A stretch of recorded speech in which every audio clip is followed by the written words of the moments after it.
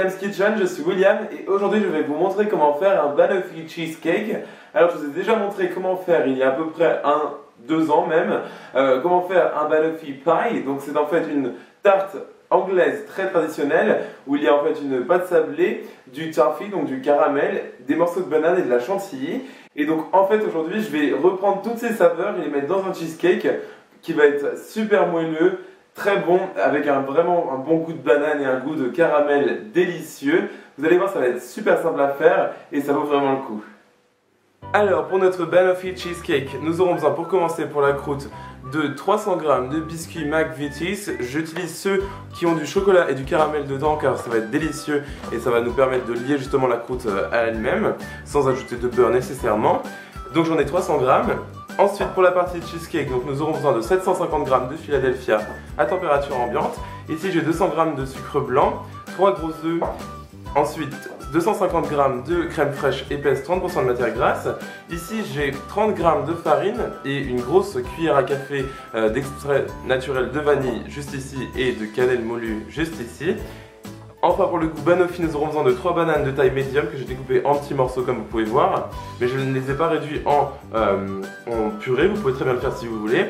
Et enfin j'ai ici 150 g de caramel beurre salé, donc vous pouvez le faire vous-même. J'ai une recette sur ma chaîne YouTube, je vais vous mettre le lien juste ici. Et n'hésitez pas à aller la faire vous-même, c'est délicieux.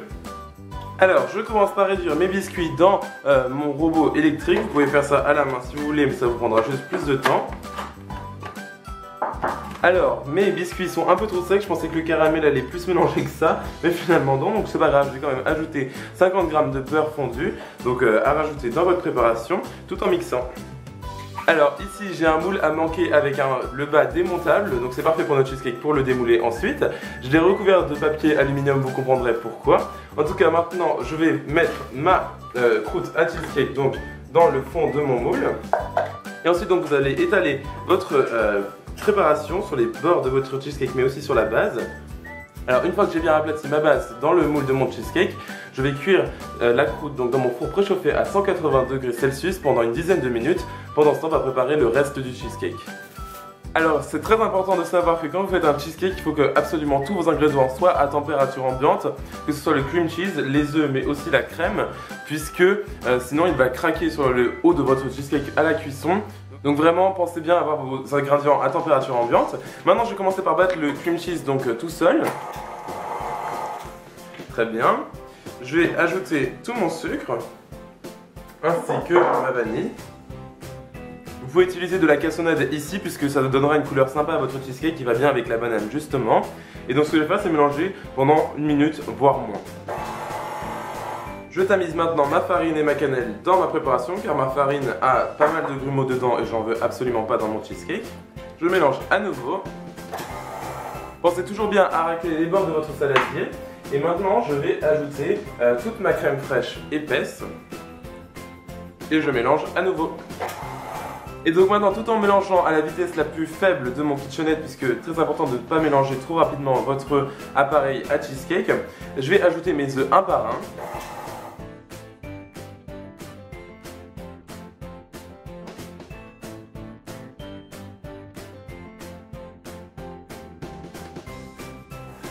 J'ajoute maintenant toutes mes bananes dans ma préparation en mettant partout.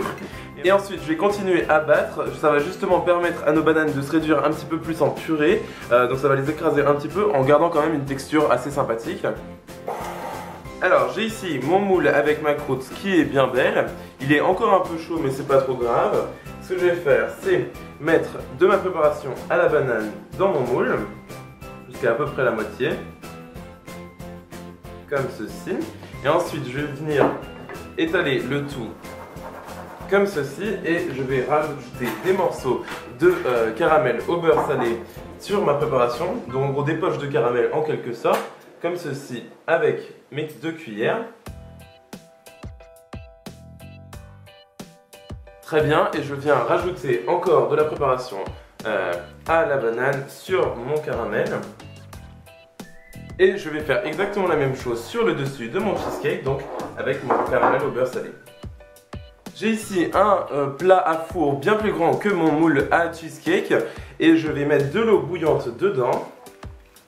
Voilà, très bien, donc vous voulez suffisamment d'eau pour que votre cheesecake soit à moitié immergé dans l'eau. Et donc ensuite ce que vous allez faire c'est mettre votre moule à cheesecake, c'est pour ça que j'utilisais du papier aluminium d'ailleurs, donc dans votre eau.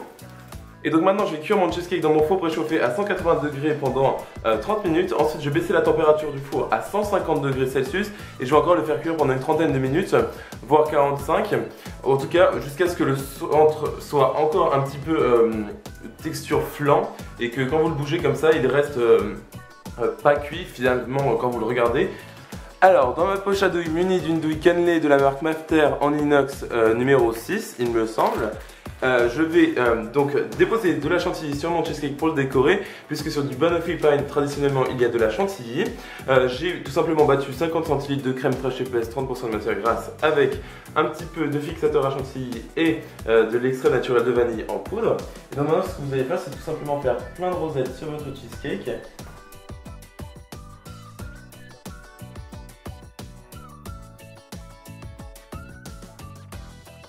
Et voilà, donc une fois que j'ai bien recouvert le tout de crème chantilly, je vais venir mettre du cacao en poudre avec une boule à thé tout simplement, puisque c'est le moyen le plus efficace de déposer du cacao en poudre délicatement sur ma crème chantilly.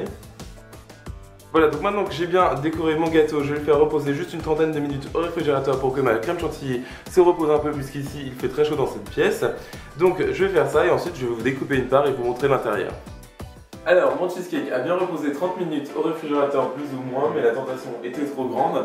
J'en ai découpé plusieurs parts et comme vous pouvez voir à l'intérieur, il est extrêmement bien cuit, bien moelleux. On voit les morceaux de banane par-ci par-là, c'est parfait, je suis trop content. Franchement, la cuisson au bain-marie change vraiment la donne puisqu'elle vous donne un appareil qui cuit parfaitement de façon homogène, mais aussi qui garde quand même une onctuosité assez importante. C'est super bon, super crémeux, on sent bien le goût de banane, la cannelle, la vanille, le caramel aussi, tout va super bien ensemble. Franchement, pas trop sucré du tout, les quantités sont parfaites. N'hésitez pas à les retrouver en lien de cette vidéo, ainsi que les réseaux sociaux vous pouvez me retrouver, donc Facebook, Twitter, Instagram et Snapchat, où je vous partage tous les coulisses de cette chaîne YouTube. En tout cas, vous pouvez voir que c'est aussi simple de faire un cheesecake, il faut juste bien réussir la cuisson, sinon le reste c'est assez facile à faire.